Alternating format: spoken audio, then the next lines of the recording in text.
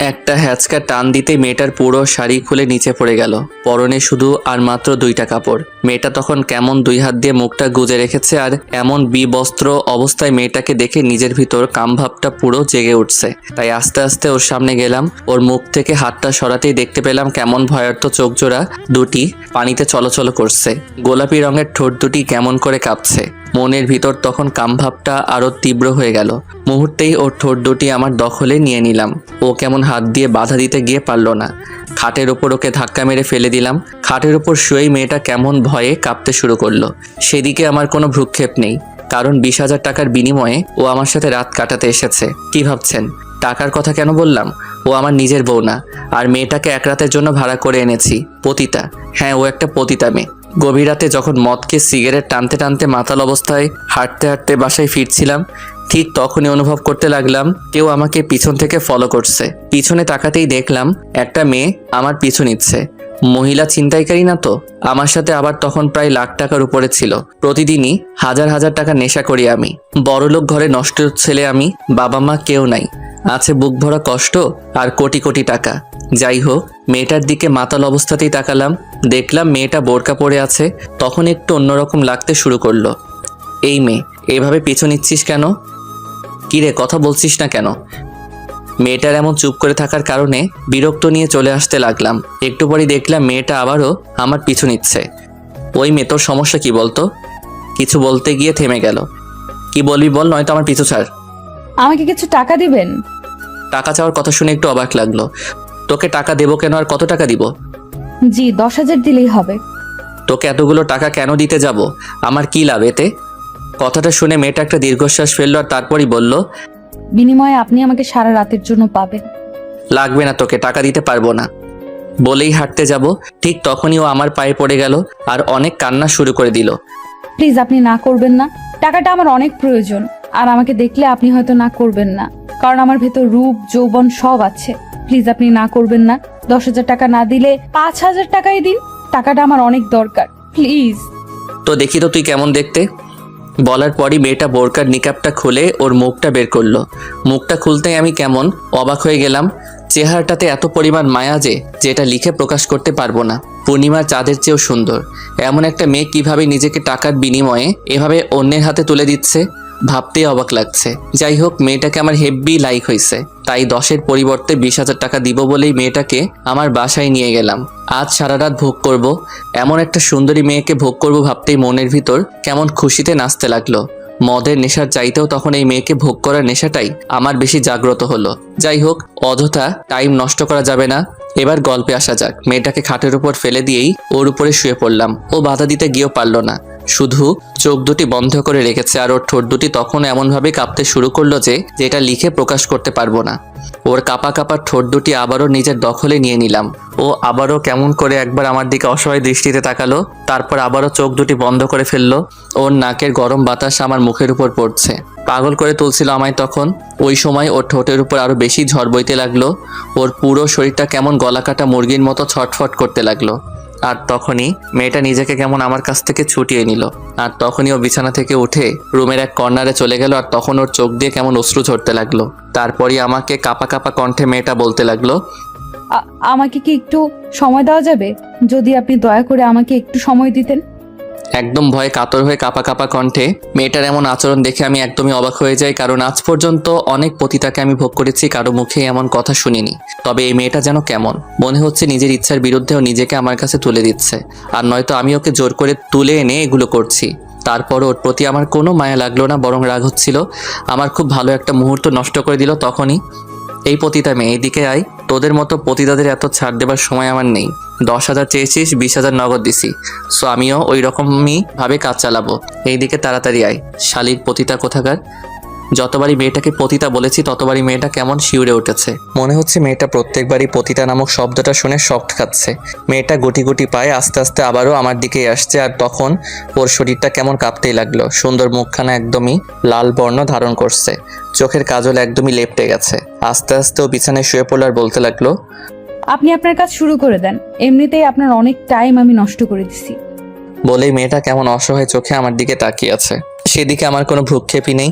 আমার দরকার মেয়েটার শরীর। এত সুন্দরী একটা মেয়েকে কোনোভাবেই হাতছাড়া করা যাবে না। আমাকে ওকে ভোগ করতেই হবে। সুন্দরী মেয়েদের অহংকার অনেক বেশি, তাই তাদেরকে সুযোগ পেলে আমি কখনোই ছাড় দেই না। আর এর একটা কারণও আছে। যাই হোক, আমি সময় নষ্ট করব না। আমি আবারও বিছানায় গেলাম, আর তখনই ওর ফোনটা বাজতে লাগলো। আর ও তখন আমার দিকে কেমন করে তাকিয়ে আছে, মনে হচ্ছে ফোনটা ওর অনেক জরুরি।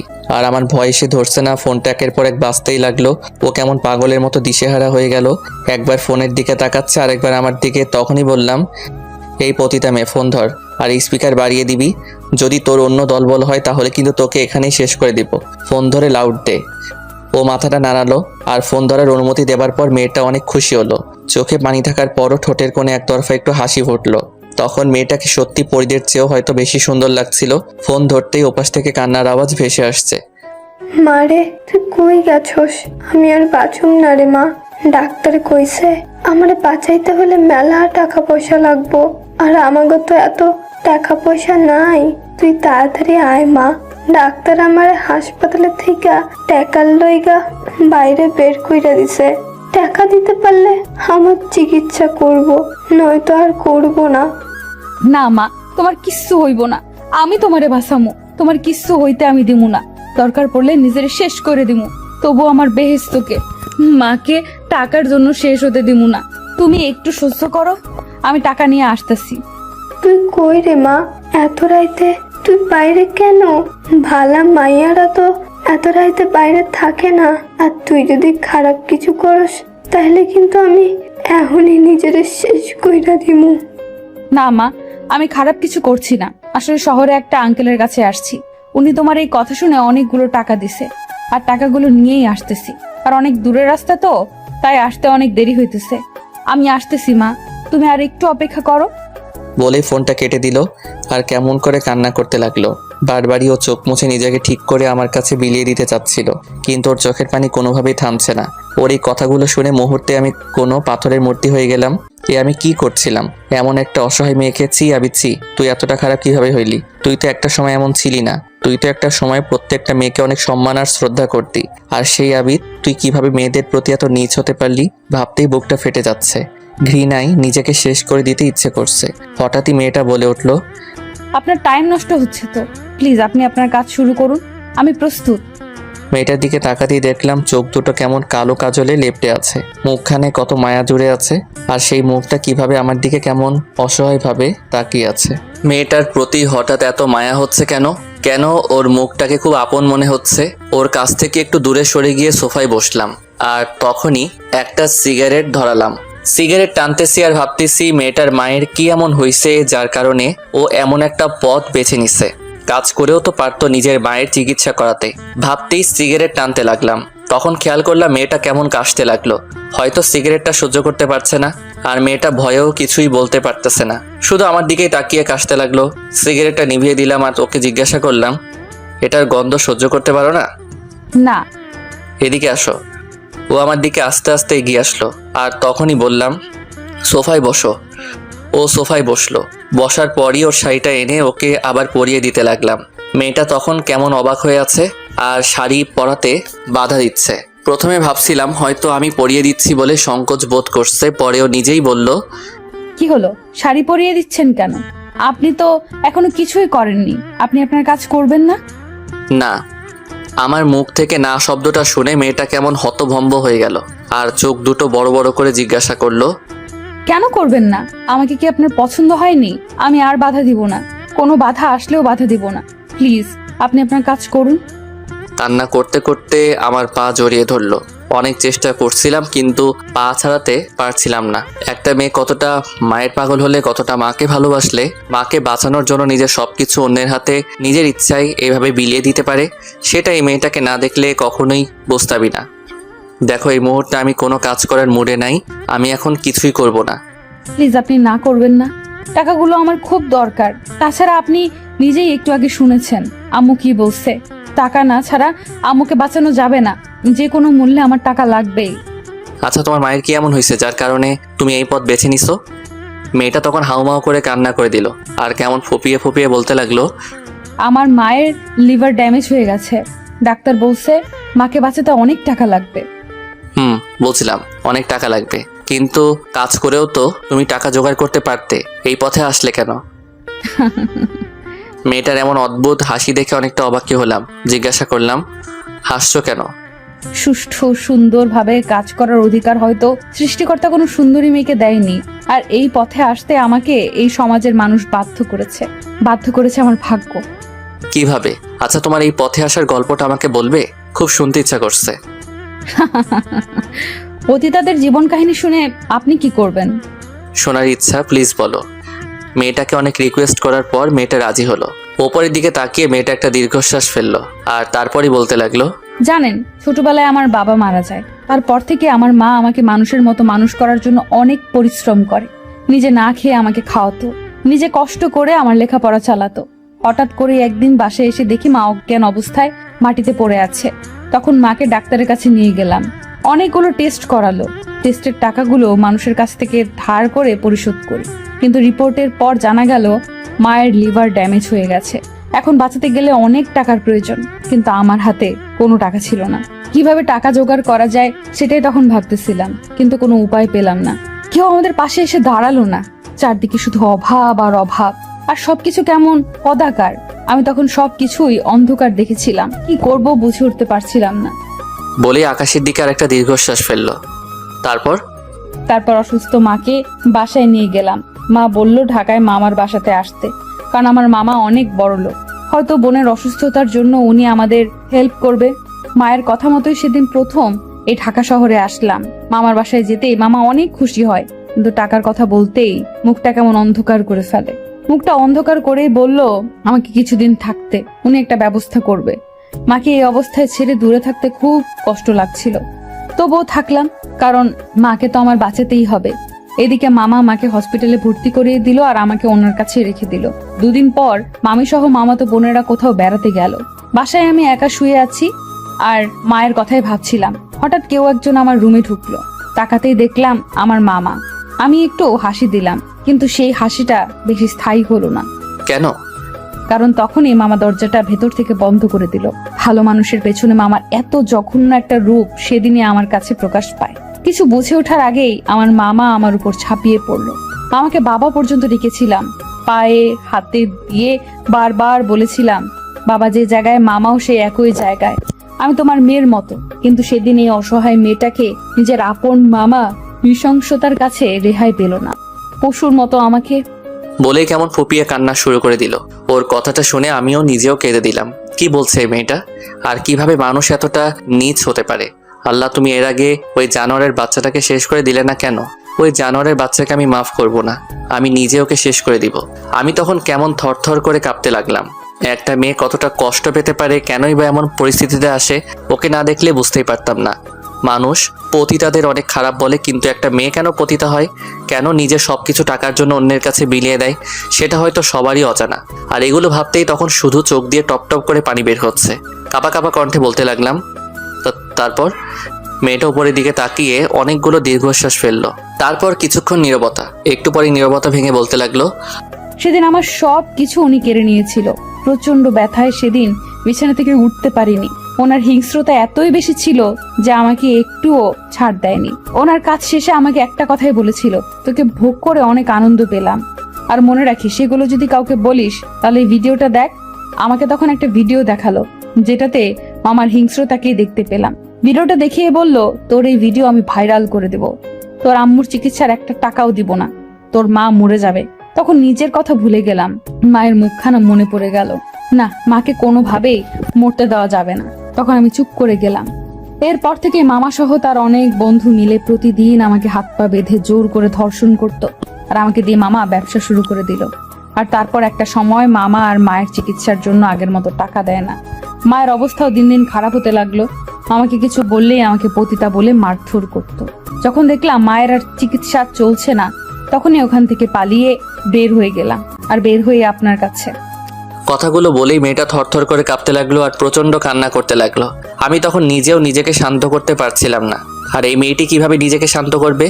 জীবনে অনেক পতিতার সাথে রাত কাটিয়েছি, কিন্তু কোনোদিন কারো এই পতিতা হবার গল্প শুনিনি। শুধু ভোগ করে চলে এসেছি। জানতেও চাইনি তাদের এই পতিতা হবার কারণ। আর আজ যখন কোনো মেয়ের মুখে তার জীবন কাহিনী শুনলাম, নিজের বুকটাই তখন তাদের জন্য কষ্টে ফেটে যাচ্ছে। না, এই মেয়েটা অনেক কষ্ট করেছে, আর করতে দিব না। ওর কষ্টের জীবন আমি এখানেই শেষ করে দিব। কষ্ট ওর এখানেই শেষ। এবার ওর মুখে একটু হাসি দেখতে চাই। তখন বুঝতেই পারলাম মেয়েটা টাকার জন্য সব করতে পারবে। এখন আমি তাড়িয়ে দিলে আমার কাছ থেকে চলে গিয়ে আবার অন্য কারোর সাথে মিশবে। তার চেয়ে ভালো এই মেয়েটাকে অনেক দিনের জন্য আমার কাছেই রেখে দেই। তখনই বললাম, আমি তোমার পাশে থাকতে চাই। রাখবে তোমার পাশে? পতিতাদের সাথে থাকতে নেই। আর আমি ছেলে জাতটাকে এখন ঘৃণা করি। আপনি আপনার কাজ শেষ করুন, এমনিতেই রাত প্রায় শেষ পর্যন্ত। বুঝতে পারলাম ছেলেদের প্রতি ওর যথেষ্ট ঘৃণা জন্মে গেছে। এইভাবে মেয়েটাকে আমার কাছে রাখতে পারবো না, অন্য একটা বুদ্ধি খাটাতে হবে। ওই যে একটা ব্যাগ দেখছো, ওই ব্যাগে অনেক টাকা আছে, প্রায় 10 লক্ষ টাকার মতো আছে। আমি জানি এই 10 লক্ষ টাকা তো এই পতিতা পেশায় কয়েক মাসও কামাতে পারবা না। তো আমি যদি তোমাকে ওই টাকাগুলো দিয়ে দিই, বিনিময়ে আমাকে কি দিবা?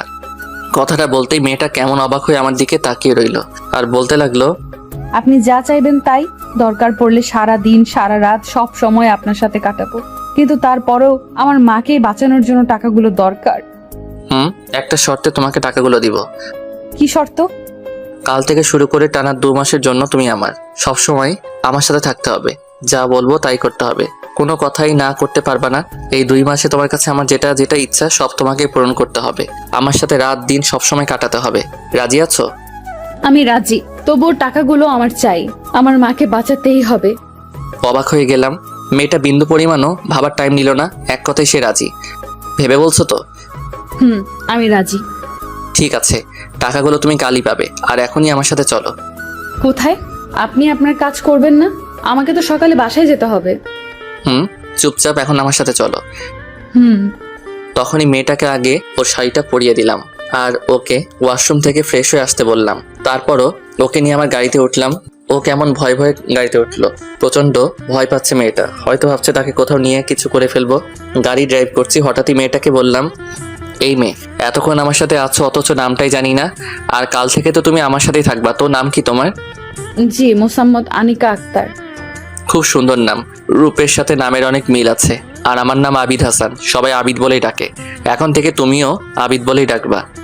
আমি নাম ধরে ডাকতে পারবো না, স্যার বলে ডাকি। কি বলছি? আমি যেটা বলছি চুপ করে সেটাই শুনবা, বুঝছো? বলো আবিদ। করছো কেন? বলো আবিদ। আবিদ। এবার বলো গ্রামের বাসা কোথায়? আমরা এখন সেখানেই যাব। কিন্তু। কোনো কিন্তু নাই। এইদিকে তোমার আম্মুর অবস্থা অনেক খারাপ, তাই দেরি করে একদমই লাভ হবে না। তারপরই ওর থেকে ঠিকানা নিয়ে ওদের গ্রামের বাসায় চলে গেলাম। যেতে যেতে প্রায় সকাল হয়ে গেল। আর ওর আম্মুকে ওখান থেকে নিয়ে আসলাম। ঢাকাতে এনে বড় একটা ভালো হসপিটালে ভর্তি করে দিলাম। তখনই আনিকা বলে উঠলো, আপনার এই ঋণ কিভাবে শোধ করব আমি? হয়তো নিজের জীবন দিয়ে হলেও আপনার এই ঋণ আমি শোধ করতে পারবো না। শোধ করার দরকার নেই। আর হ্যাঁ, শর্ত অনুযায়ী আজ থেকে আমি যা যা বলবো সব তোমাকে মানতে হবে। বলুন, আমাকে কি করতে হবে?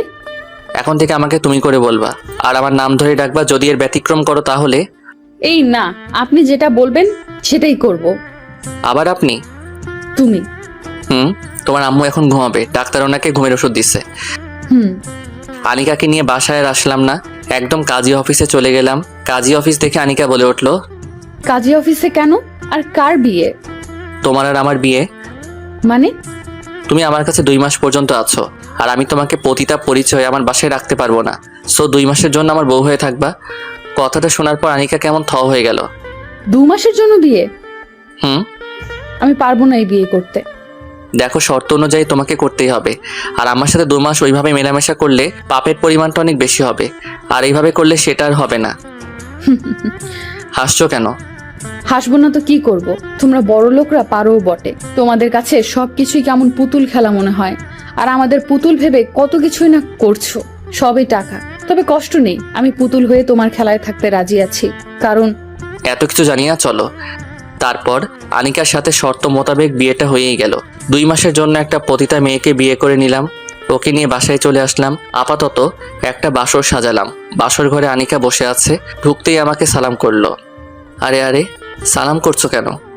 বাসরাতে বাঙালি মেয়েদের এটাই করতে হয়। তবে এটা তো মাত্র কয়েকদিনের বিয়ে, তাই না? তবে একটা কথা মনে রাখবে, বাঙালি মেয়েদের বিয়ে বিয়েই, সেটা শর্তের কয়েকদিনের জন্যই হোক বা সারা জীবনের জন্য। তারপরে আনিকাকে বিছানায় উঠালাম আর জিজ্ঞাসা করলাম, একটা সত্যি কথা বলবে? হুম। আচ্ছা, বাসরাতে তোমার কি কি ইচ্ছা ছিল? হাসছো কেন? আপনি আমাকে ভোগ করবেন তো করেন, এত নাটকের কি দরকার? একদম চুপ করে থাকবা। আমি যেটা বলছি সেটা বলো। আমি একটা ভাড়াটে পতিতা, আমার কোনো ইচ্ছে নেই। তবে বাঙালি প্রত্যেকটা মেয়েদের খুব ইচ্ছা বাসর রাতে লাল বেনারসি পরে স্বামীর ঘরে যাবে, তার সাথে নিজের সব কিছু ভাগাভাগি করে নেবে, আর তার সাথে অনেক গল্প করবে, আর সব সময় তার স্বামীর বুকে মাথা রেখে ঘুমাবে, কখনোই আলাদা হবে না। কথাগুলো বলেই মেয়েটা কেমন একটা দীর্ঘশ্বাস ফেললো। একটা জিনিস খেয়াল করলাম, মেয়েটা বেশিরভাগ টাইমই দীর্ঘশ্বাস ত্যাগ করে। বুকের ভিতর কতটা কষ্ট থাকলে একটা মেয়ে বারবার এমন করতে পারে সেটা হয়তো আমার ধারণার বাইরে। যাই হোক, মেয়েটাকে এত কষ্ট আর পেতে দিব না। তখনই আনিকাকে বললাম, খুব ভালো ধারণা আছে তো তোমার, কাজে লাগানো যাবে। কিসের কাজ? না কিছু না, তবে আজকে কিন্তু তোমাকে আর ছাড়বো না, বাসর রাত বলে কথা। হাসছো কেন? আমার জন্য আর বাসর রাত? আমার মতো পতিতাদের সাথে তো প্রতিদিনই। ওই একদম চুপ। আজ থেকে মুখে যেন পতিতা নামটাও যেন না আসে, আসলে খুব খারাপ হবে। দেখো, সত্যিটা তো আমাকে বলতেই হবে। বলো, কিন্তু আপাতত তুমি আমার বউ, সো আমার বউয়ের মতোই তোমাকে থাকতে হবে। হায় রে বউ, তাও আবার 2 মাস। ওর কথাটা শুনে একটু অবাকই হলাম। তারপরে ওকে বললাম, 2 মাস হোক আর 2 দিন হোক, এখন তো তুমি আমার বউ, আর এই 2 মাস তোমাকে আমার স্ত্রীর পরিচয় থাকতে হবে। বলতেই মেয়েটা কেমন অবাক দৃষ্টিতে আমার দিকে তাকিয়ে আছে। তারপর ওকে খাট থেকে নিচে নামালাম আর হাত ধরে টানতে টানতে বাইরে নিয়ে যেতে লাগলাম। ও শুধু অবাক হয়ে আমার দিকে তাকিয়ে আছে আর হঠাৎই বলে উঠল, আমাকে কি কোথাও নিয়ে যাচ্ছ? আমার সাথেই চলো। কোথায়? আমার সাথে গেলেই বুঝতে পারবা। তারপরে মেয়েটাকে ছাদে নিয়ে গেলাম। অনেক রাত দেখে মেয়েটা একটু ভয় পেয়ে গেল, কিন্তু ছাদে উঠতেই, ওয়াও, কি সুন্দর ফুলের বাগান, আর আকাশে কত সুন্দর চাঁদ উঠেছে। বলে মেয়েটা আমার হাত থেকে ছুটে ছাদের উপর কেমন নিজেকে মুক্ত পাখির মতো মেলে ধরলো। ও একবার ফুলগুলোকে ধরছে, আরেকবার চাঁদের দিকে তাকিয়ে মিটিমিটি হাসছে। রাতে চাঁদের আলোতে গোলাপ ফুলগুলোর সৌন্দর্য আনিকার সৌন্দর্যের কাছেও হার মানছে। চাঁদের আলোতে মেয়েটাকে কেমন অপূর্ব সুন্দর লাগছে।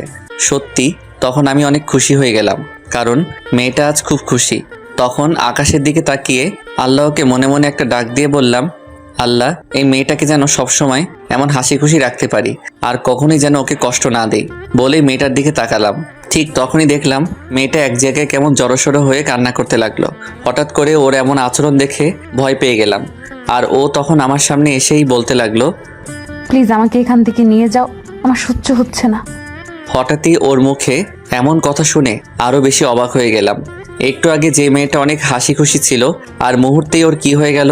নিজের পুরনো খারাপ অতীতটা তাকে কষ্ট দিচ্ছে না তো? এই মেয়ে, কান্না করছো কেন? কথা বলো। আমাকে এখান থেকে নিয়ে যাও। কিন্তু কেন? আমার মতো একটা পতিতা এমন নিষ্পাপ ফুল ছুঁতে পারে না, আর এই চাঁদের আলো আমার মতো বাজে মেয়ের উপর মানায় না, কেমন কদাকার দেখায়। বলেই মেয়েটা কান্না করতে লাগলো। এই তুমি এগুলো কি বলছো? একদম উল্টাপাল্টা বলবে না, এখন থেকে তুমি আমার বউ। বলেই ওর চোখের পানিটা মুছে দিলাম আর ওর কপালে ঠোঁটের উষ্ণতা এঁকে দিলাম। মেয়েটা তখন শুধু নির্বাক হয়ে আমার দিকে অবাক চোখে তাকিয়ে রইল। আর তখনই মেয়েটাকে নিজের সর্বোচ্চ শক্তি দিয়ে জড়িয়ে ধরলাম, আর ও তখন কেমন কেঁপে উঠল।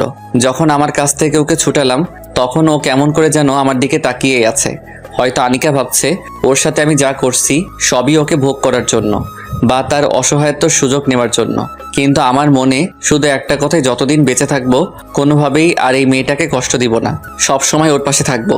ওকে নিয়ে ঘরে চলে আসলাম আর বিছানায় শুয়ে পড়লাম। আনিকা তখন আমার পাশে শুয়েছিল, আর তখনই আনিকার কথাটা মনে পড়লো।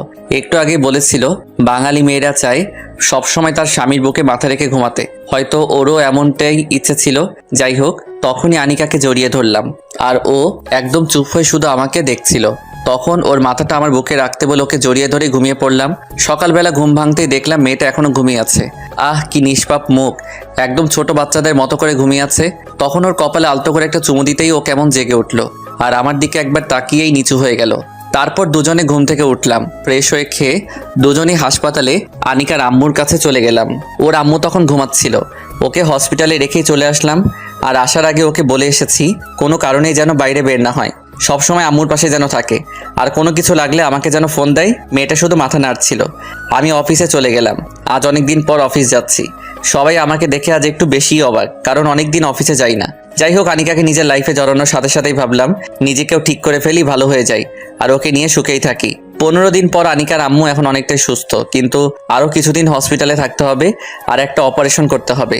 ওই অপারেশনের উপরে নির্ভর করবে ওর আম্মু বেঁচে থাকবে নাকি পৃথিবী থেকে বিদায় নিবে।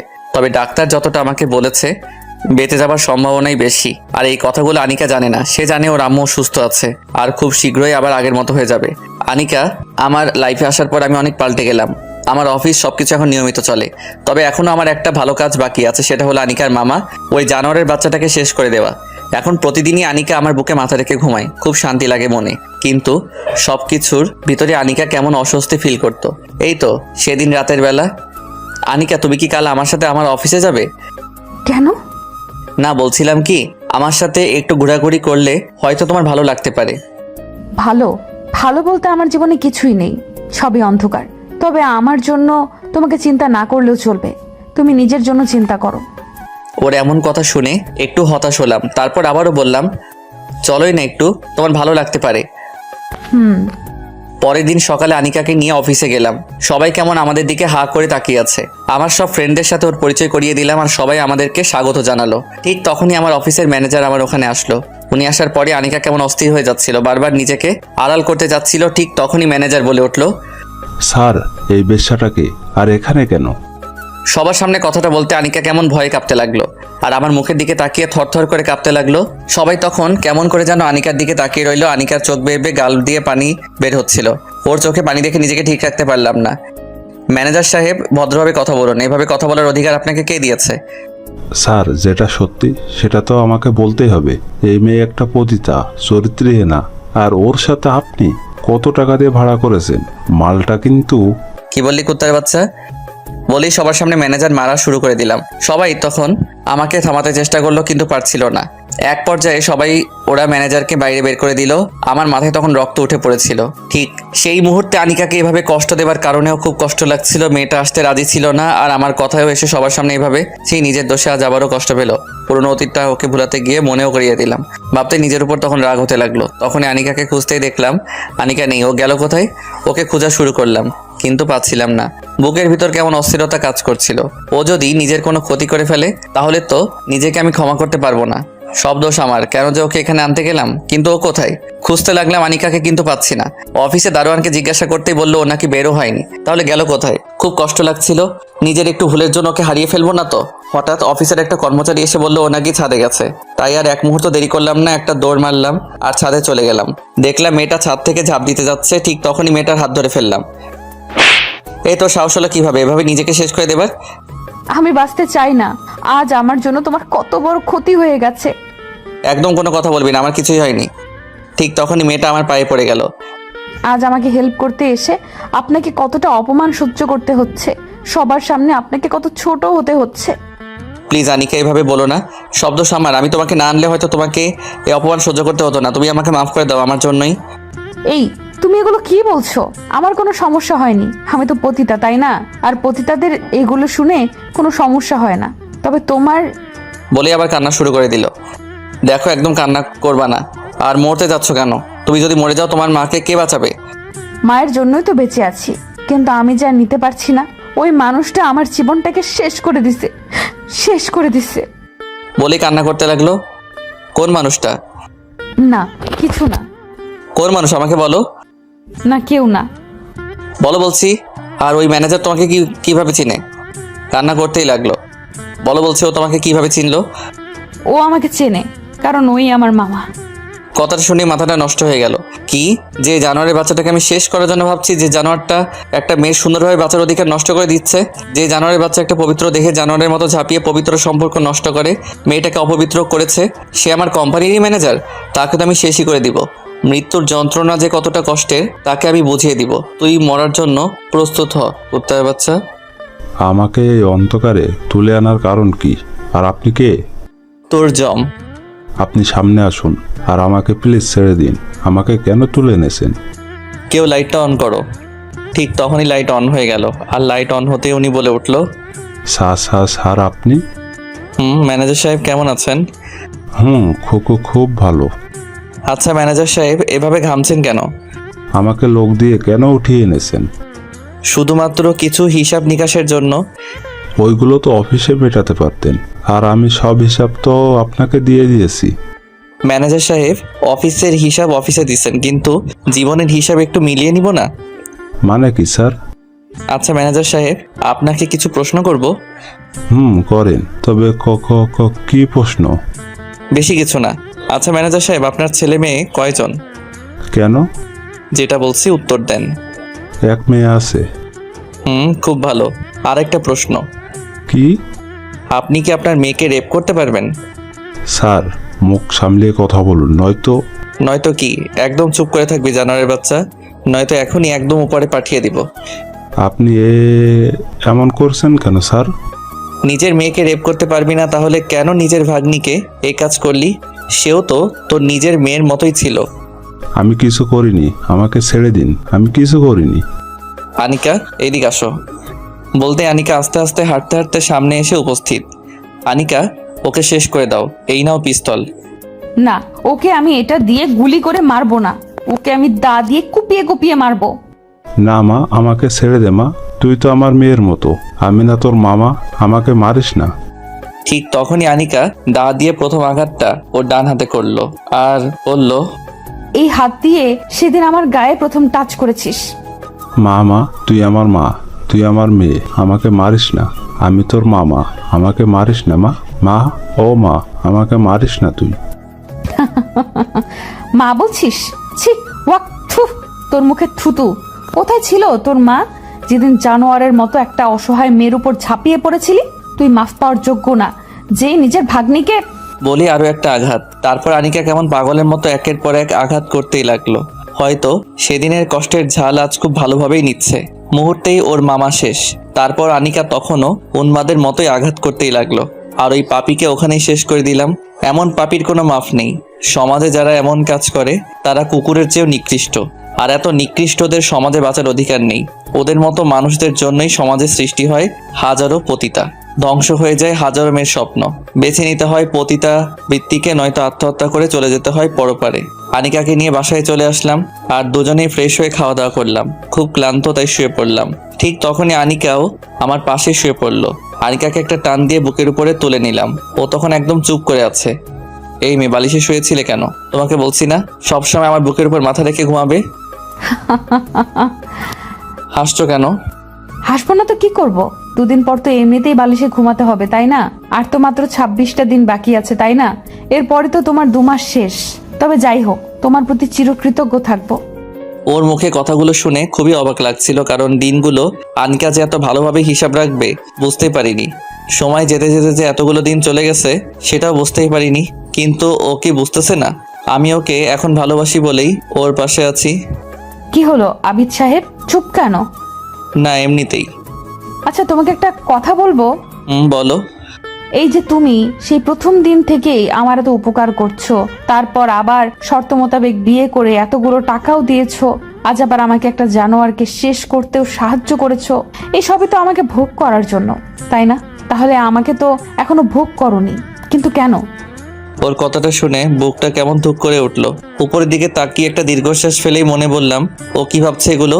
ওকে এখনো বুঝতে পারছে না ওকে ভোগ করার জন্য আমি এগুলো করছি না, ওকে ভালোবাসি বলে এগুলো করেছি। তখনই ওকে নরম সুরেই বললাম, জানো আনিকা, সবকিছু মানুষ ভোগের জন্য করে না। আর হ্যাঁ, তোমাকে ভোগ করার ইচ্ছা থাকলে তোমার পাশে না থেকেও হয়তো তোমাকে প্রতিদিনই ভোগ করতে পারতাম। আর তুমি আমার সাথে এতগুলো রাত কাটিয়েছো, কিন্তু তোমাকে শুধু আমার বুকের উপর রেখে জড়িয়ে ধরে ঘুমিয়েছি। এছাড়া তোমার সাথে অন্য কোনো ধরনের বিহেভ করিনি, যেটা দিয়ে প্রমাণিত হয় আমি তোমাকে ভোগ করতে চাচ্ছি। আচ্ছা ঘুমাও, এমনিতেই আজ অনেক ক্লান্ত তুমি। তারপরে চুপচাপ ঘুমিয়ে পড়লাম। শরীর ক্লান্ত থাকার কারণে ঘুম খুব তাড়াতাড়ি চলে আসলো। আনিকাকে আজ 5 দিন পর ওর আম্মুর কাছে নিয়ে যাচ্ছি। এর ভিতর মেয়েটা অনেকবার যেতে চাইলেও ওকে যেতে দেয়নি, কারণ এই কয়দিনের ভিতর আনিকাকে গোপন রেখে ওর আম্মুর অপারেশন করিয়ে ফেলেছি। অপারেশন করার আগে খুব ভয় ছিলাম, কারণ একটু এদিক সেদিক হয়ে গেলেই আনিকার আম্মু শেষ হয়ে যেত। আর আল্লাহ না করুক এমন হলেও ও হয়তো আমাকে ভুল বুঝতো, কারণ ওর অগোচরে কাজটা করা ঠিক হয়নি। তবু করালাম, কারণ মেয়েটা বড্ড বেশি মায়ের পাগল। মাকে ছাড়া সবকিছু ওর কাছে অর্থহীন। আর যদি ও জানে ওর আম্মুর অপারেশন হবে, তাহলে হয়তো ও নিজেই ঠিক থাকতে পারতো না। তাই একটু বেশি রিস্ক নিয়ে ওর অজান্তেই, যাই হোক, ওর আম্মু এখন অনেক ভালো আছে। হাসপাতালে যেতেই ডাক্তার বলে উঠলো, আবিদ সাহেব, রোগী আল্লাহর রহমতে অনেক ভালো আছে। সামনের সপ্তাহে ইচ্ছা করলে নিয়ে যেতে পারেন, তবে ওনার দিকে একটু বেশি খেয়াল রাখবেন। অপারেশনের রোগী তো বুঝেনি। আমি মাথা নাড়ালাম। আর ডাক্তারের এমন কথা শুনে আনিকা কেমন করে যেন আমার দিকে তাকিয়ে আছে, আর অনেক বেশি অবাক হয়ে জিজ্ঞাসা করলো, অপারেশন? কিসের অপারেশন আর কার অপারেশন? আমি তোমাকে পরে বলছি, আগে চলো মাকে দেখে আসি। না, তুমি আগে বলো কিসের অপারেশন। ঠিক তখনই ডাক্তার বলে উঠলো, আসলে আপনার মায়ের একটা অপারেশনের দরকার ছিল, আর ওটা অনেক রিস্কের অপারেশন। তাই আবিদ সাহেব আপনাকে কিছুই জানায়নি, কারণ এতে আপনি অনেক টেনশন করবেন। আর অপারেশনটা না করালেও আপনার মাকে বাঁচানোর কোনো আশা ছিল না, হয়তো তখন উনি মরেই যেতেন। তবে যাই হোক, এখন আপনার মা সম্পূর্ণ বিপদমুক্ত। খুব শীঘ্রই আপনার মা ভালো হয়ে যাবে। বলেই ডাক্তার চলে গেল। আর এইদিকে আনিকার চোখে পানি, আর ও আমার দিকে কেমন অবাক দৃষ্টিতে তাকিয়ে আছে, মনে হচ্ছে আমার উপর কেমন রেগে আছে।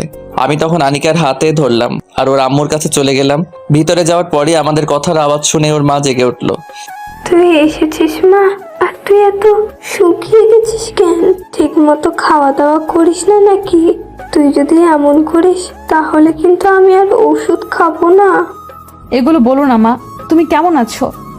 খুব ভালো আছি রে, খুব ভালো। বলেই মা মেয়ে কেমন একে অপরকে জড়িয়ে ধরে কান্না শুরু করে দিচ্ছে।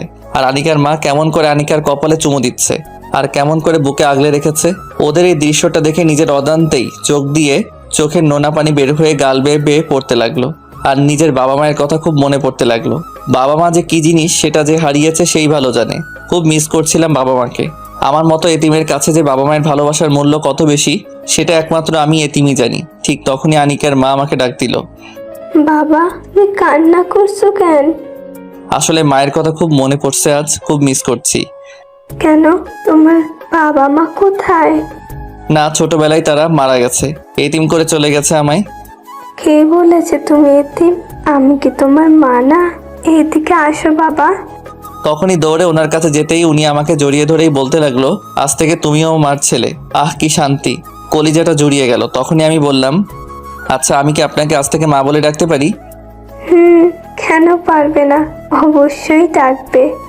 খুব খুশি লাগছিল। আর তখন একটা ফোন আসলো। আচ্ছা মা, আমি একটু বাইরে থেকে কথা বলে আসছি, আপনারা কথা বলুন।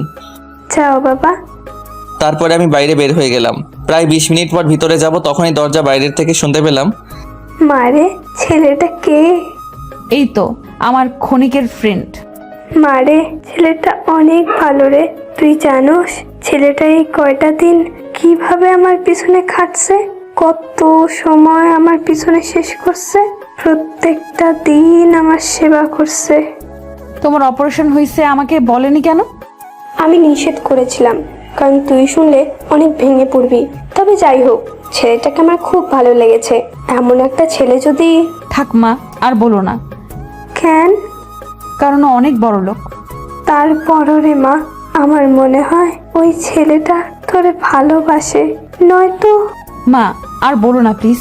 ওদের কাছে ভালোবাসার কোনো মূল্য নেই। ওরা বড় লোক, তাই ওদের কাছে মেয়েরা খেলার পুতুল। খেলা শেষ হলেই সব শেষ। আর আমি তার যোগ্য না মা। আর অযোগ্য হয়ে আমি কারো পরিহাসের করুণার পাত্রী হতে চাই না। বলেই মেয়েটা কেমন কান্না করে দিল। বাইরে থেকে কথাগুলো নিজেরই কান্না এসে গেল। তার মানে এতদিনে ওর মনে একটু ভালোবাসা আমি তৈরি করতে পারিনি, আর একটু জায়গাও তৈরি করতে পারলাম না। নাকি ওর অতীতের কারণে ও আমাকে ওর জীবনে জড়াতে চায় না। বাইরে থেকে একটা কাশির আওয়াজ দিয়ে ভিতরে ঢুকলাম। আমাকে দেখে আনিকা তাড়াতাড়ি করে নিজের চোখের পানি মুছে ফেললো। আমি আর বেশি কিছু বললাম না। ভিতরে গিয়ে অফিসে কাজ আছে বলেই বের হয়ে গেলাম। তারপর বাসায় এসে চুপ করে শুয়ে রইলাম। ভাবতে লাগলাম কি করব। ওর সাথে প্রায় 2টা মাস কেটে গেল, 10টা দিন মাত্র বাকি। এতগুলো দিনেও কি ও আমাকে একটু বুঝতে পারলো না? ভাবতে ভাবতেই বিছানায় ঘুমিয়ে পড়লাম। হঠাৎই কারো ডাকে আমার ঘুম ভাঙলো। চোখ খুলতেই দেখলাম আনিকা। আমার দিকে কেমন অবাক করা দৃষ্টিতেই তাকিয়ে রইল মেয়েটা। আস্তে আস্তে খাটের একটা কর্নারে এসে বলল, তুমি ঠিক আছো তো? তোমার কিছু হয়নি তো? কোনো সমস্যা? আর কখন বাসায় আসছো? একসাথেই কথাগুলো জিজ্ঞাসা করলো। হয়তো আমি বাসায় এসে শুয়ে আছি আর ওকে জানাইনি বলে প্রশ্নগুলো করছে। এই তো হসপিটাল থেকে সোজা বাসায় চলে আসছি। অফিসে যাওনি? না। কেন? এমনিতেই। ভালো, কিন্তু আমাকে তো একটু বলতে। বলতে গিয়েও আনিকা আর কিছু বলল না, কথাটা অপূর্ণই রেখে দিল। আনিকার প্রতি খুব রাগ হচ্ছিল। ও কি একটু বুঝতে পারছে না তাকে আমি কতটা ভালোবাসি? ও কি আমাকে একটু বুঝবে না নাকি বুঝতেই চায় না? ওর প্রতি বুক ভরা অভিমান নিয়ে চুপ করে শুয়ে রইলাম। তুমি খাবে না? না খেয়ে শুয়ে থাকবা? তোমার খেতে ইচ্ছে করলে তুমি খেয়ে তারপর ঘুমিয়ে পড়ো, আমাকে আর ডাকবে না। তুমি খাবে না আর আমি ডাকবো না কেন? ওই ডাকবে না তো ডাকবে না, আর একটা যদি ডাক দাও তাহলে। তোমাকে আর বলতে হবে না। আর আমি এভাবে বলার কারণে লজ্জিত। আসলে নিজের অবস্থানের কথাটা ভুলেই গেছি। আর তো মাত্র 10 দিন, তারপরে তো চলে যাব। ওর চলে যাবার কথাটা শুনে বুক ফেটে কান্না আসছিল, খুব কষ্ট লাগছিল। মনে মনে বলছিলাম, হায় রে আনিকা, একটু রাগ দেখালাম বলে খুব সহজে উল্টাপাল্টা বুঝে নিলে। কিন্তু তোমাকে ভালোবাসি বলে যে তোমার পাশে থাকতে চাচ্ছি, সেটা তুমি হয়তো কখনোই আর বুঝবে না। বলে বুক ফাটা একটা দীর্ঘশ্বাস ফেললাম। এরপরও ও কয়েকবার ডেকেছিল খেতে, কিন্তু ওর প্রতি একটু রাগ নিয়ে আবার নিষেধ করার কারণে আর ডাকিনি। চুপচাপ শুয়েই রইলাম। বুকটা খা খা করছিল। ওকে বুকের সাথে মিশিয়ে খুব শক্ত করে জড়িয়ে ধরে বলতে ইচ্ছে করছিল, আনিকা, খুব ভালোবাসি তোমায়, খুব বেশি ভালোবাসি। আমাকে না কখনো ছেড়ে যাবার কথা বলো না। কিন্তু সেদিন মনের ভেতরের আর্তনাদগুলো মুখ করে বের করতে পারলাম না। কিছুক্ষণ পর আনিকাও আমার পাশে শুয়ে পড়লো। প্রতিদিন পাগলিটাকে বুকে নিয়ে ঘুমাই, আমার বুকটা ওর জন্য বালিশ বানিয়ে দেই। কিন্তু আজ অভিমান করে ওকে আর আমার বুকে টেনে নিলাম না। ভাবলাম ও হয়তো আমাকে বলবে, আবিদ, আমি না তোমার ওই বুকে অনেক শান্তি পাই। আমাকে সব সময় তোমার ওই বুকের মধ্যেই রাখবা। আর আজকে আমাকে রাগ করে কেন বালিশে শুয়ে থাকতে বলছো? আমি কিন্তু তোমার বুকেই ঘুমাবো। কিন্তু আফসোস, আনিকা এগুলো বলবে তো দূরে থাক, ওর কল্পনায়ও এগুলো আসে না। আর হয়তো আমার সাথে শর্তের কারণে যতটুকু থাকছে, নয়তো ও হয়তো আমার কাছে কখনোই থাকতো না। বিছানায় ওর অপর দিকে মুখ করে বালিশে চোখ ভিজাচ্ছিলাম, লাইটটা অফ আছে, তাই হয়তো ওর চোখে আমার চোখের পানি পড়বে না। চোখে নোনা জল ফেলতে ফেলতে কখন যে ঘুমিয়ে পড়ছি বুঝতেই পারিনি। হঠাৎই কারো চিৎকার শুনে ঘুম থেকে লাফিয়ে উঠলাম। লাফিয়ে উঠতে চাইলেও তখন আমি উঠতে পারলাম না, কারণ এর আগে আনিকা আমাকে খুব শক্ত করে জড়িয়ে ধরে চিৎকার করে কান্না করতে লাগলো আর বলতে লাগলো, প্লিজ মামা, আমাকে ছেড়ে দাও। আমার সর্বনাশ করো না মামা। তুমি না আমার বাবার মতো। তুমি তো জানোই আমার বাবা নেই। প্লিজ আমাকে এই পতিতালয়ে ফেলে যেও না মামা, যেও না মামা। মামা কথাগুলো বলছিল আর মামা মামা বলেই আনিকা চিৎকার করে কান্না করতে লাগলো। আর ভয়ে কাঁপতে কাঁপতে আমাকে অনেক শক্ত করে জড়িয়ে ধরতে লাগলো। হয়তো আমার বুকের ভিতরেও ঢুকেই যাবে, নয়তো আমার সাথে মিশে যাবে। আনিকাকে শান্ত করার জন্য ওকে ডাকতে লাগলাম, কিন্তু ও যেন শুনছেই না। এ আনিকা, আনিকা, তোমার কি হয়েছে? আর কোথায় তোমার মামা? ওনাকে তো তুমি নিজ হাতে শেষ করে দিছো আনিকা। এই দেখো, এখানে কেউ নেই। আনিকা, এই আনিকা, এই দেখো আমি আছি তো, কেউ তোমাকে কিচ্ছু করতে পারবে না। একবার মার দিকে দেখো। অনেক বলার পরে আনিকা ধীরে ধীরে শান্ত হয় আর কেমন অসহায়ের মতো আমার মুখের দিকে তাকিয়ে রইল। বুঝতে পারলাম মেয়েটা হয়তো বাজে কোনো স্বপ্ন দেখে ভয় পাইছে। তখনও ও আমাকে জড়িয়ে ধরেই আছে। ও হঠাৎ কি বোঝে যেন ও নিজেকে ছুটিয়ে নিতে চাইলো, কিন্তু সেটা আর হতে দিলাম না। কারণ সেই মুহূর্তেই আনিকাকে আমি আমার নিজের সমস্ত শক্তি দিয়ে জড়িয়ে ধরে রইলাম। আর ও তখন কিছুই বলল না, শুধু চুপচাপ দেখছে। আনিকার মাথাটা তখন আমার বুকের মাঝে। তখন ওর মুখটা একটু সামনে আনলাম আর আস্তে করে ওর চোখের পানিটুকু মুছে দিলাম। অনেকক্ষণ পর আনিকা যখন স্বাভাবিক হয়, এই পাগলি, তোমার কিচ্ছু হবে না। এই পাগলিটা যে তোমার কিচ্ছু হতে দিবে না, সব সময় এই বুকে আগলে রাখবে, কখনোই আলাদা হতে দিবে না। ও শুধু মাথা নাড়ালো। এই শুনো, আর কান্না না করে চুপচাপ এই পাগলের বুক নামক বালিশটাতে ঘুমিয়ে পড়ো। আমি তোমার মাথায় হাত বুলিয়ে দিচ্ছি, একদম কথা বলবে না কিন্তু। তখন আনিকাকে আমার বুকের মধ্যে রেখে শুয়ে থাকতে বললাম। ও আমার কথা শুনে চুপচাপ তাই করলো। আমি ওর মাথায় হাত বুলিয়ে দিতে লাগলাম। আসলে আনিকার চুলগুলো অনেক সুন্দর। ও যেমন সুন্দর, ঠিক ওর চুলগুলো অনেক বড় বড় চুল। ওর চুলগুলো কাঁধ ছাড়িয়ে ওর কোমরেরও অনেক নিচে চলে যায়। যাই হোক, ওর মাথায় হাত বুলাতে বুলাতে মেয়েটা কখন যে ঘুমিয়ে পড়েছে বুঝতেই পারিনি। ফজরের আজান দিয়ে দিচ্ছে, এখনো ও আমার বুকেই ঘুমাচ্ছে আর আমিও সারা রাত জেগে ওর মাথায় হাত বুলাতেই লাগলাম। একদম ছোট বাচ্চাদের মতো ওকে ঘুম পাড়াইছি আর ছোট বাচ্চাদের মতোই ও ঘুমাচ্ছে। একটা জিনিস তখনই মাথায় আসলো, এতদিন মেয়েটাকে বুকে নিয়ে ঘুমাতাম, একদিনও ও খারাপ কিছু স্বপ্নে দেখেনি, ভয় পাইনি। আর আজ অভিমান করে ওকে বুকে থেকে সরাতেই কেমন আবল তাবল স্বপ্ন দেখে মেয়েটা ভয় পাইছে। আর কখনোই যতই রাগ করি না কেন, ওকে আমার বুক থেকে আলাদা করব না। সকালবেলা ওকে হসপিটালে ওর মায়ের কাছে রেখে অফিসে চলে গেলাম। একটু হাসি খুশি ভাবে বসে আছি, ঠিক তখনই আমার অফিসের কলিগ মিম আসলো। ওর সাথে আমি আবার একদমই ক্লোজ, ভালো ফ্রেন্ড বললেও চলে। মিম এসেই বলল, স্যার, একটা কথা বলবো যদি রাগ না করেন? বলো। স্যারকে আজ অনেক খুশি খুশি লাগছে। স্যারকে আজ অনেক খুশি নাকি? না আসলে বুঝতে পারছি স্যার, ব্যাপারটা ভাবিকে নিয়ে, তাই তো? তো কাল পহেলা বৈশাখে ভাবিকে নিয়ে কি কি প্ল্যান আছে? পয়লা বৈশাখ? কে, আপনি কি জানেন না নাকি? কোন দেশে থাকেন স্যার? আরে থাকি তো বাংলাদেশেই, কিন্তু বুঝতে পারছি। আপনি তো চলে গেছেন ভাবির সাথে প্রেমের দেশে, আর যার কারণেই সব ভুলে গেছেন, তাই না স্যার? মাথায় হাত দিয়ে শুধু চুলকাচ্ছি। কি হলো স্যার, ধরে ফেললাম তো?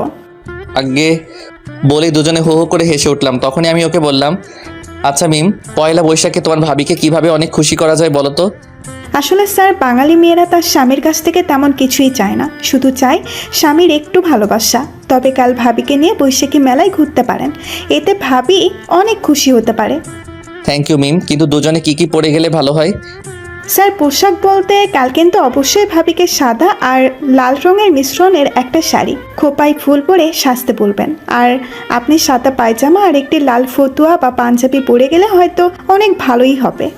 থ্যাংক ইউ মিম, এত থ্যাংক ইউ বলে অফিস থেকে বের হয়ে সরাসরি মার্কেটে চলে গেলাম। ওর জন্য একটা লাল সাদা মিশ্রণে একটা বৈশাখী শাড়ি সহ সবকিছু কিনে বাসায় গেলাম। বাসায় যেতে যেতে রাত হয়ে গেল। ওকে রাতে কিছুই দেখালাম না। খুব ভালো লাগছে, কাল সারাটা দিন মেয়েটার সাথে কাটাবো। ওর হাত ধরে হাঁটবো, ঘুরবো, অনেক মজা করব। রাতে খুশিতে ঘুমিয়ে আসছে না। আনিকাকে বুকে রেখে শুয়ে পড়লাম আর একটু পরপর ওর দিকে তাকিয়ে মুচকি মুচকি হাসতে লাগলাম। আমার পাগলিটাকে কাল আমি নিজ হাতে সাজাবো, কত সুন্দর লাগবে ওকে। ওর দিকে একটু পরপরই তাকিয়ে মুচকি হাসছিলাম। হয়তো ও আমাকে আজকে পাগল বলবে, কারণ বিষয়টা ও একটু অন্যরকম ভাবে নিচ্ছিল। যেভাবে নিক আমার কি, আমি তো খুব খুশি। অনেক অপেক্ষার পর সকালের আলো ফুটলো আর তখনই সবকিছু ওর সামনে দিলাম। আনিকা, এই নাও। কি এটা? এটাতে বৈশাখী শাড়ি আছে, তুমি পরে এক্ষুনি তৈরি হও, আমি পাঞ্জাবি পরে আসছি। আমি তৈরি হব কেন? আর আমার জন্য এগুলো কেন? আরে বোকা, আজ তো পহেলা বৈশাখ, তোমাকে নিয়ে আজ সারাদিন ঘুরবো। না, আমি যাব না। প্লিজ আনিকা, না করো না, প্লিজ প্লিজ। না, আমি এগুলো পরবো না। ওর এমন কথা শুনে মনটা খারাপ হয়ে গেল। আজ এত আশা করেছিলাম, কত কি ভেবেছিলাম, আর ও সব কিছুই কেমন অগোছালো করে দিল। তাই মন খারাপ করে অন্য একটা রুমে গিয়ে বসে রইলাম। মন চাচ্ছিল সব কিছুই ছিঁড়ে ফেলি, তবে কিছুই করলাম না। মন খারাপ করে বসে রইলাম। হঠাৎই দরজায় চোখ পড়ল। দরজায় চোখ পড়তেই চোখ আসমানে উঠে গেল, কারণ মেয়েটা পোশাকগুলো পরেছে। আনিকাকে যে এতটা সুন্দর লাগবে ভাবতেই পারিনি। ওর দিকে কেমন অবাক চোখে তাকিয়ে রইলাম অনেকক্ষণ পর। এই যে মিস্টার, হা করেই থাকবে নাকি আমাকে নিয়ে ঘুরতে যাবে? আনিকা, আমি স্বপ্ন দেখছি না তো? তুমি আমার সাথে যাবে? যাব বলেই তো তৈরি হয়ে এসেছি। ওর এমন কথা শুনে মনের ভিতর লাড্ডু ফুটছিল। তখনই আনিকাকে নিয়ে বাইরে বের হয়ে গেলাম। বৈশাখী মেলায় দুজনে হাতে হাত ধরে অনেকক্ষণ ঘুরছিলাম।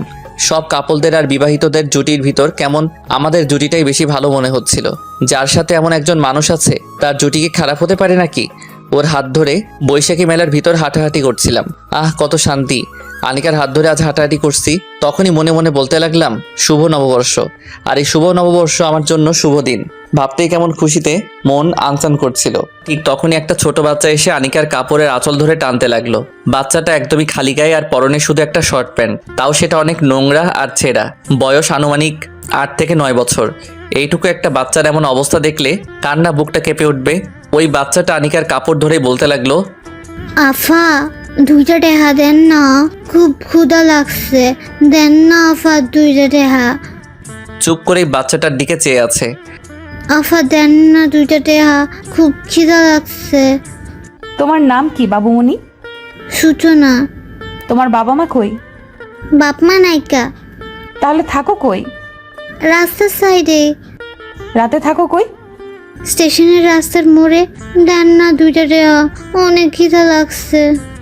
মেয়েটার সাথে কথা বলছিল আর আনিকার চোখ দিয়ে পানি বের হচ্ছে। আর অপরদিকে আমি অবাক হয়ে তাকিয়ে রইলাম। মেয়েটার কথাগুলো শুনে বুকটা কেঁপে উঠল। বাবা মা না থাকলে জীবন যে কতটা কষ্টের হয় সেটা আমি বুঝি, কারণ আমারও যে বাবা মা নেই। পাঞ্জাবির হাতা দিয়ে চোখটা মুছে ফেললাম। মেয়েটার সাথে কথা বলে আনিকা আমার দিকে তাকিয়ে রইল।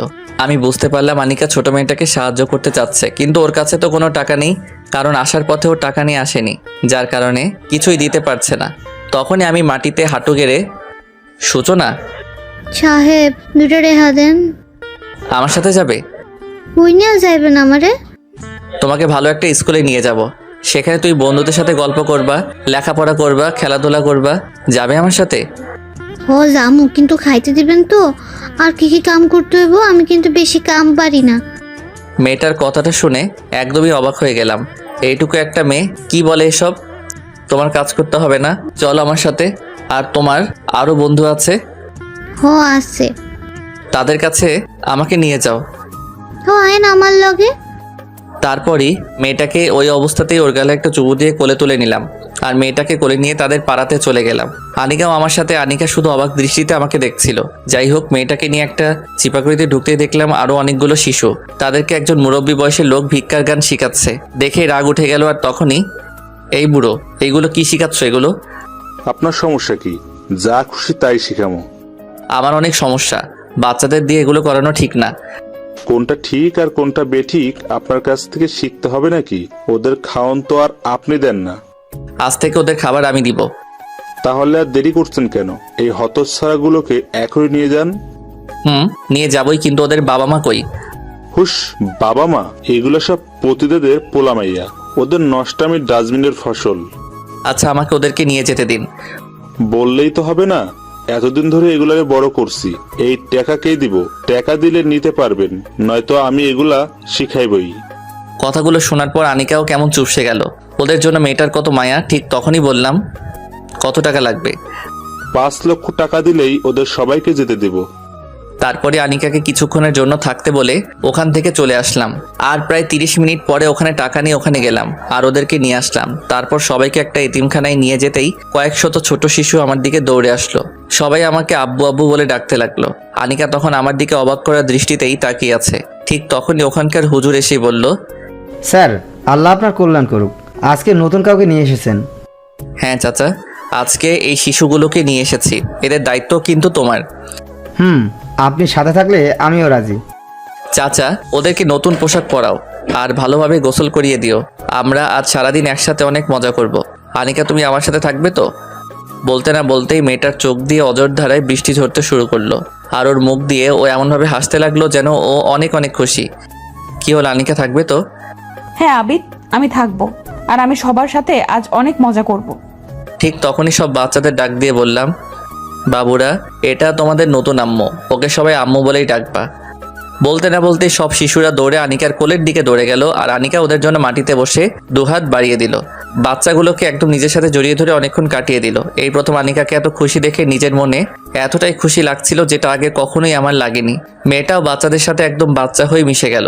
বিকেলবেলা ওখানে ভালো খাবারের আয়োজন করা হলো আর সব বাচ্চাদের নতুন পোশাক কিনে দিলাম। আনিকা নিজ হাতে সবাইকে খাইয়ে দিচ্ছে। কত ভালো লাগছে। ঠিক তখনই বাচ্চাদের খাওয়ানোর সময় ওর সামনে বসে পড়লাম আর হা করে বললাম, ওদেরকে খাইয়ে দিবে আর আমাকে কি দিবে না? আনিকা তখনই একদম থ হয়ে গেল। কি গো, দিবে না খাইয়ে? আমারও তো খুব খিদে পাইছে। তোমাকে তো। এই দেখো, এমন করছো কেন গো? দাও না গো, একটু খাইয়ে, খুব খিদে লাগছে তো। বলেই হা করে রইলাম। তারপরে আনিকা আমার মুখের দিকে হাতে খাবার নিয়ে হাত বাড়িয়ে দিল। আমি খেতে যাব, ঠিক তখনই খাবারটা নিচে পড়ে গেল। তখন ওর দিকে তাকাতে দেখলাম অন্যদিকে তাকিয়ে আমাকে খেতে দিচ্ছিল। খুবই খারাপ লাগছিল।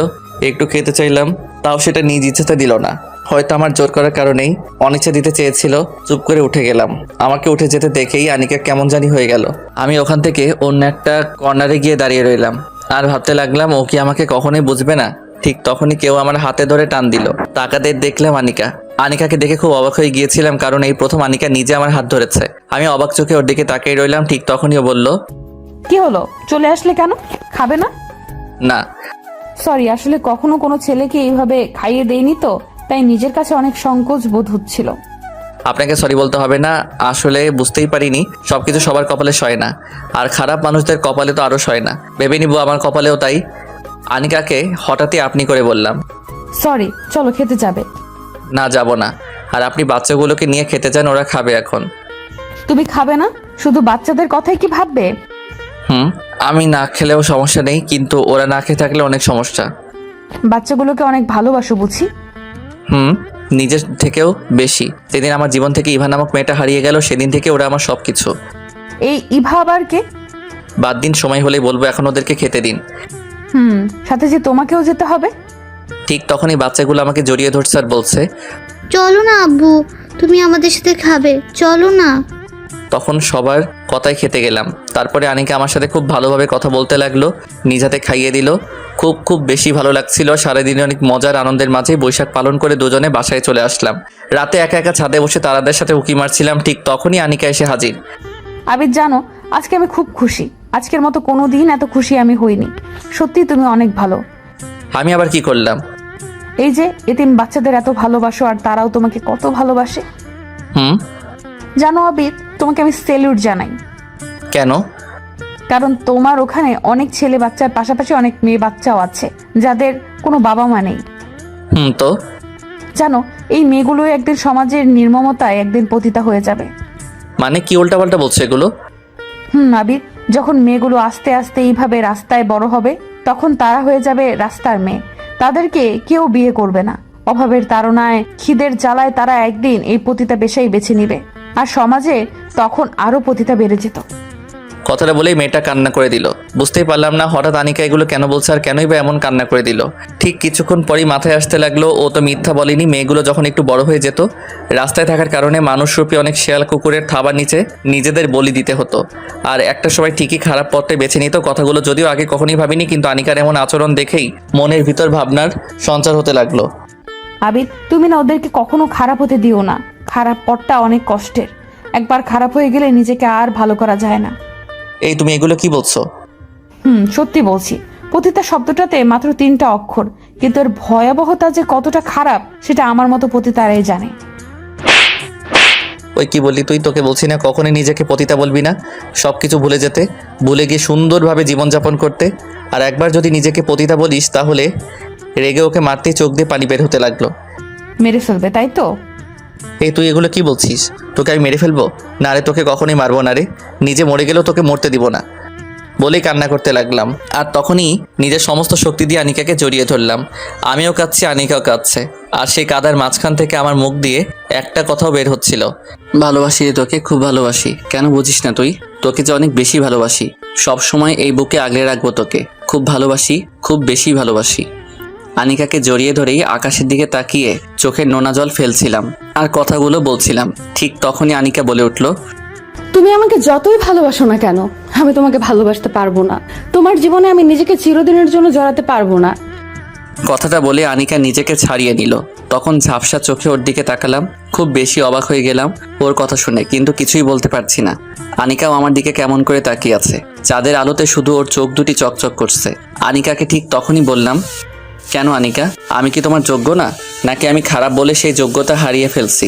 বিশ্বাস করো আনিকা, আমি একদম ভালো হয়ে যাব, কখনোই অন্যায় কাজ করব না। দেখো আবিদ, তুমি অনেক ভালো ছেলে, সেটা আমি জানি, কিন্তু আমি তোমাকে আমার জীবনে মেনে নিতে পারবো না। ঠিক তখনই বুকটা কষ্টে ফেটে যাচ্ছিল। কেন আনিকা এই কথা বলছে? আমি কি তার যোগ্য না, নাকি অন্য কোনো কারণ আছে? আচ্ছা আনিকা, আমাকে কি তোমার মেনে নিতে কোনো কারণ আছে, নাকি তোমার লাইফে কেউ আছে? আছে। কথাটা শুনে বুকটা ফেটে গেল। বুকের গহীনে ঝড় শুরু হয়ে গেল। ভাবতেই অবাক লাগে এই পৃথিবীতে আমি কত অসহায়। আনিকা ঠিক আছে, তাহলে আমি আর তোমাকে এই বিষয় নিয়ে কখনোই আর জোর করব না। আসলে আমি বুঝতেই পারিনি আমার কপালটা এত পোড়া। দেখোই না, একটা মেয়েকে ভালোবেসে যখন সব মেয়েকে ঘৃণা করতাম, ঠিক তখনই আবার তোমাকে ভালোবেসে ফেলি। কিন্তু বুঝতেই পারিনি আমার ভালোবাসা সার্থক না। জানো আনিকা, ছোটবেলায় খুব দুষ্ট ছিলাম আমি। বাবা মা থাকতে তাদের কাছে যা চাইতাম তারা যেভাবেই হোক সেটাই আমাকে এনে দিত, আর না দেয়া পর্যন্ত অনেক জেদ ধরতাম। বয়স যখন মাত্র 12 বছর, ঠিক তখনই একদিন একটা অ্যাক্সিডেন্টে বাবা মা মারা যায় আর হারিয়ে যায় বাবা মা নামক ছায়াটা। সেদিন অনেক কান্না করেছিলাম। এরপর থেকে কেউ কখনোই আমার চাওয়া কোনো জিনিস আমাকে এনে দেয়নি। এরপর আমার চাচাও আমার সকল সম্পত্তি আত্মসাৎ করে ফেলে, রাস্তায় বের করে দিল আমাকে। হয়ে গেলাম রাস্তার ছেলে। আস্তে আস্তে বড় হতে লাগলাম। কাজ করে পড়াশোনা করতাম, সারা রাত কাজ করে দিনে স্কুলে যেতাম। আস্তে আস্তে যখন ভার্সিটি লাইফে চলে গেলাম, তখন ইভা নামের একটা মেয়েকে অনেক পছন্দ হয়, আর মেয়েটা অনেক বেশি সুন্দর ছিল। আস্তে আস্তে ফ্রেন্ডশিপ আর তারপর রিলেশন। হঠাৎই একদিন দেখলাম ও আরেকটা ছেলের সাথে ঘুরছে, আর আমি জিজ্ঞেস করার কারণে ও বলেছিল আমার মতো গরিব অযোগ্য ছেলের সাথে নাকি ওর মানায় না, টাকাই ওর কাছে সব। সেদিন ও আমাকে অনেক অপমান করে, নিজে অনেক সুন্দর বলে অনেক অহংকার করেছিল। সেদিন নিজেকে কোনোভাবেই ঠিক রাখতে পারিনি। টাকা কিভাবে আয় করতে পারি সেটাই ভাবা শুরু করলাম। এরপরই ঘটনাক্রমে আমার চাচার কাছ থেকে আমি আমার সম্পত্তি আদায় করে নিলাম। বাবার সম্পদ পেয়ে হয়ে গেলাম কোটিপতি। কোটিপতি হবার পরই সুন্দরী মেয়েদেরকে অনেক ঘৃণা করি, কারণ ইভার সেই চরিত্রটা আমার সামনে ভেসে আছে। আর সবচাইতে মজার ঘটনা হলো, আমার লাইফে টাকার বিনিময়ে রাত কাটানো প্রথম মেয়েও ওই ইভাই। পরে টাকার জন্য আমার সাথে রাত কাটায় সে। দিনে ভদ্রবেশধারী হলেও রাতে ওর মতো খারাপ আর কেউ ছিল না। সেদিন থেকেই সুন্দরী মেয়েদেরকে হেট করতাম, কারণ তাদের সৌন্দর্যের ভিতর যে কতটা কালো থাকে সেটা ইভাকে না দেখলে বুঝতেই পারতাম না। যাই হোক, এরপর আর কোনো মেয়েকে কখনোই ভালোবাসিনি, কারণ তখন আমি নিজেই খারাপ জগতের বাসিন্দা। এরপর তোমার সাথে পরিচয়, আর তোমার সবকিছু জেনেও আবারও নিজেকে পরিবর্তন করে ফেলি। এরপরে তোমাকে খুব ভালোবেসেছি, বিশ্বাস করো আনিকা, তোমাকে খুব ভালোবাসি। প্লিজ আমাকে একা করে দিও না। আর তুমি তো আমার বিয়ে করা বউও, তাই না? বলেই চোখ দিয়ে পানি বের করতে লাগলাম, কিন্তু সেটা হয়তো আনিকার কাছে কিছুই না। ওর মনে আমার জন্য একটু দয়া হলো না। ও তখনই বলে উঠল, আবিদ, আমি তোমার সব কিছু বুঝতে পারছি, কিন্তু তারপরেও আমি তোমাকে মেনে নিতে পারবো না। তবে দয়া করি তুমি যেন ভালো একটা মেয়েকে বউ করতে পারো। আর তুমি এখন অনেক ভালো একটা ছেলে, তোমাকে যে কেউ পছন্দ করবে। আর আমার মতো খারাপ একটা মেয়েকে নিয়ে বেশি কিছু ভেবো না, আর ভাবলে ভুল করবে। আর একটা কথা মনে রেখো, আমি তোমার 2 মাসের জন্য বউ হয়েছি, সারা জীবনের জন্য না। আর সেই 2 মাস পার হতে আর মাত্র 7 দিন বাকি, এরপরই আমি চলে যাব। একটানা কথাগুলো বলেই আনিকা ছাদ থেকে চলে গেল আর রেখে গেল আমাকে। নিজেকে তখন অনেক বড় অসহায় লাগছিল। মনে হচ্ছে এই পৃথিবীতে আমার চেয়ে বড় অসহায় আর কেউ নেই। চোখ দুটো বারবারই ঝাপসা হয়ে যাচ্ছিল। ভাবতেই অবাক লাগে, আমার জীবনে ভালোবাসা বলতে কোনো জিনিস নেই। যাকে যাকে ভালোবাসলাম তারাই দূরে ঠেলে দিল আমায়। অনেকক্ষণ ছাদে একা একা দাঁড়িয়ে চোখের জল ফেলেছিলাম।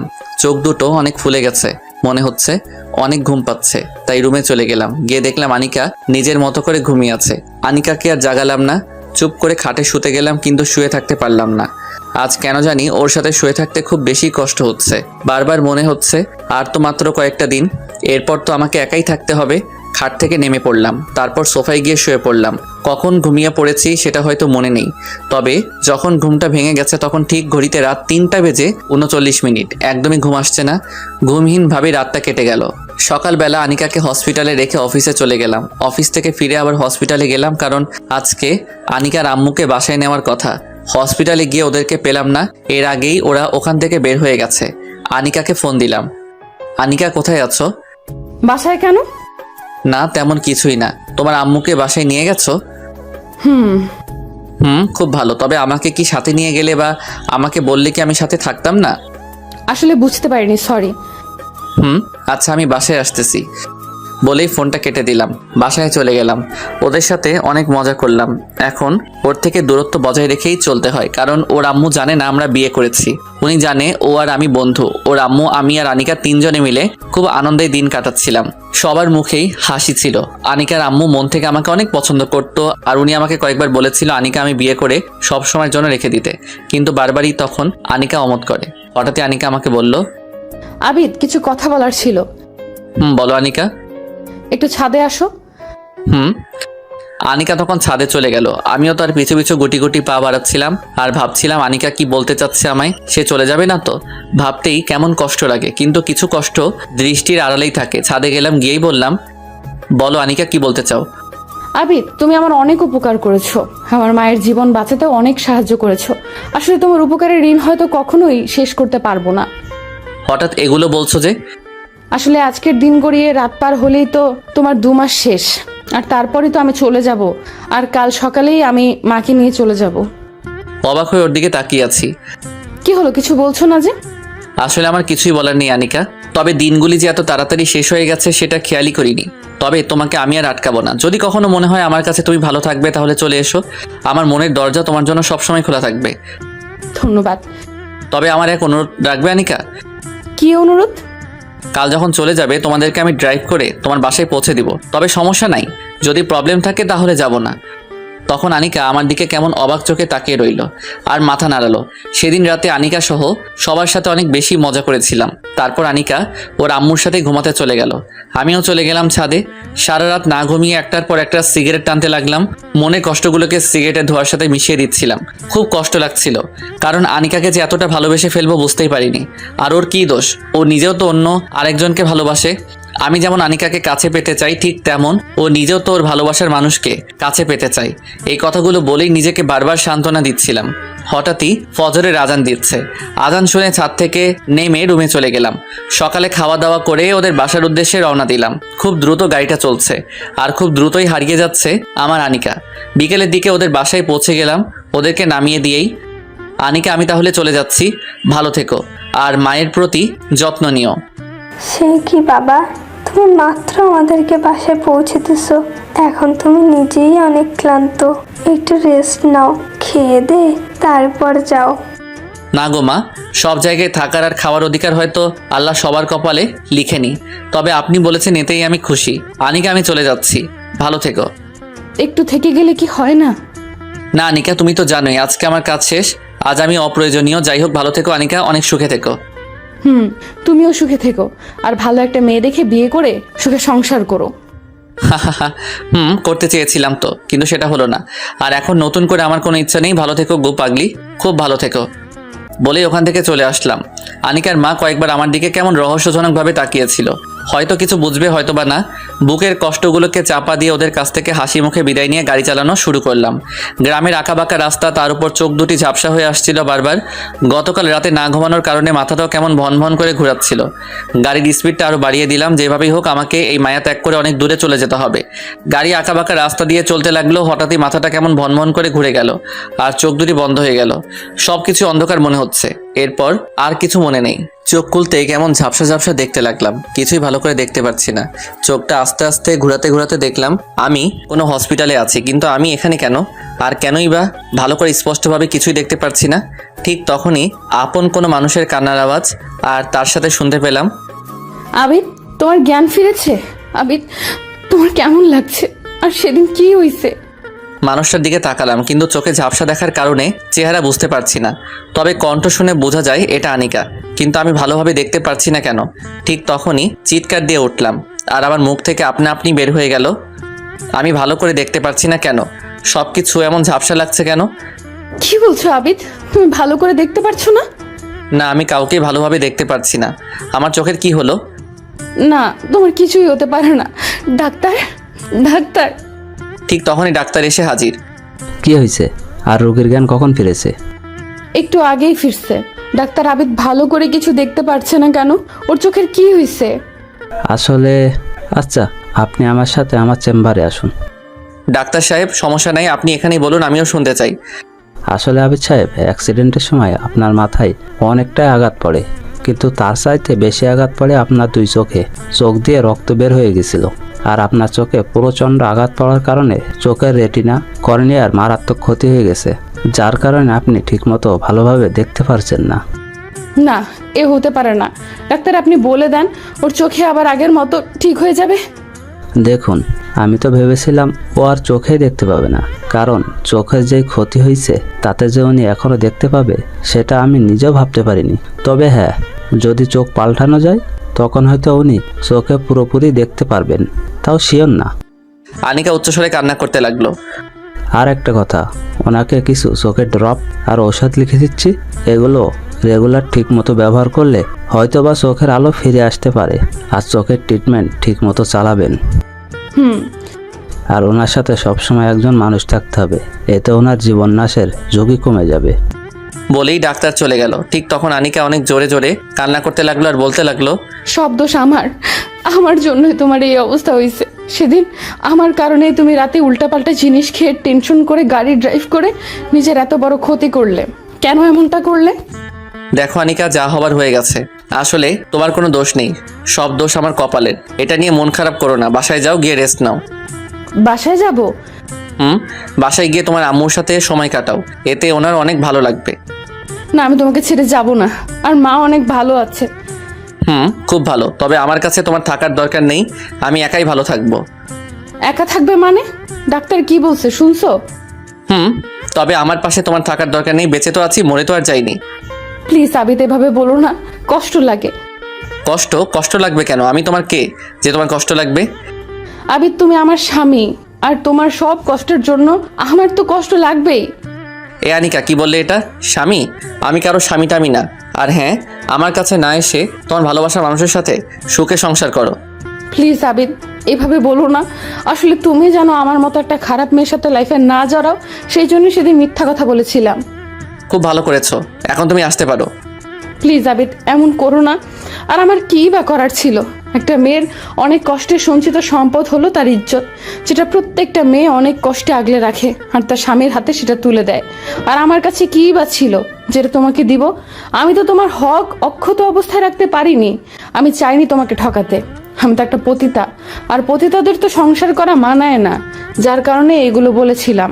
আমি তো, আমাকে তুমি মাফ নাই করো, মেনে নাই নাও, তবুও তোমার এই সময়টাতে তোমার পায়ের নিচে আমাকে একটু ঠাঁই দাও। বলেই মেয়েটা অনেক কান্না করতে করতে পায়ে পড়ে গেল আর অনেক ফোপাতে ফোপাতে কান্না করতে লাগলো।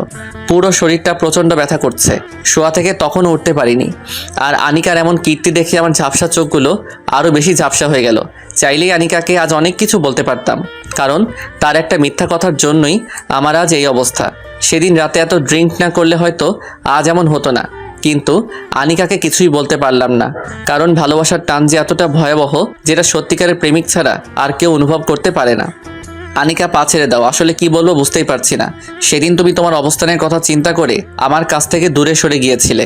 আজ যদি আমি আমার এই করুণ অবস্থার কথা চিন্তা করে তোমাকে আমার জীবনে আর নাই জড়াই। কথাটা বলতে আনিকা চিৎকার দিয়ে কেঁদে উঠল।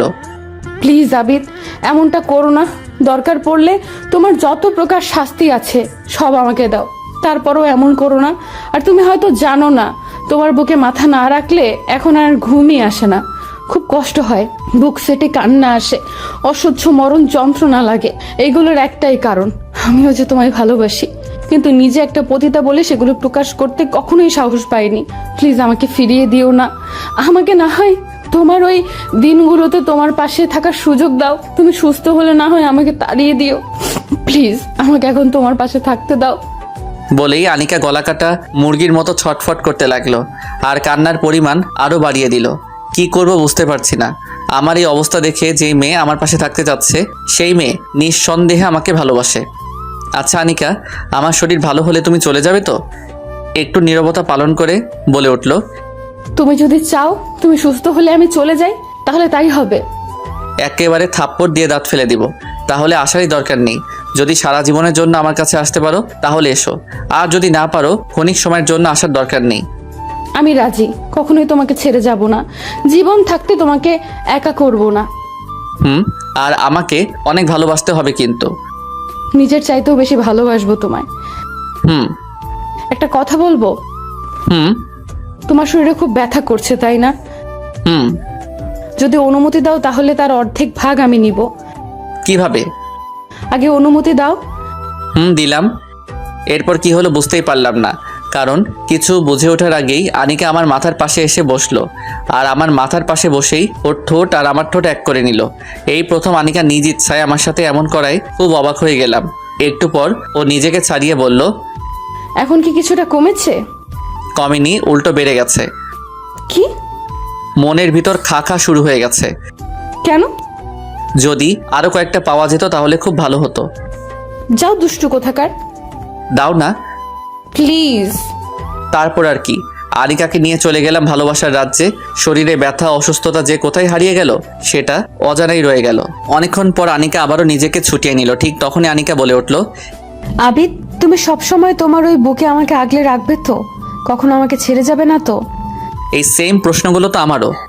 আমি তোমাকে কখনোই ছেড়ে যাব না। একমাত্র মৃত্যু ছাড়া আমাকে তোমার কাছ থেকে কেউ আলাদা করতে পারবে না। আমারও সেম কথা। তখন আনিকা আবারও আমার কপালে একটা চুমু দিল। একটু পর ডাক্তার এসে আমাকে ঘুমের ইঞ্জেকশন দিয়ে ঘুম পাড়িয়ে চলে গেল।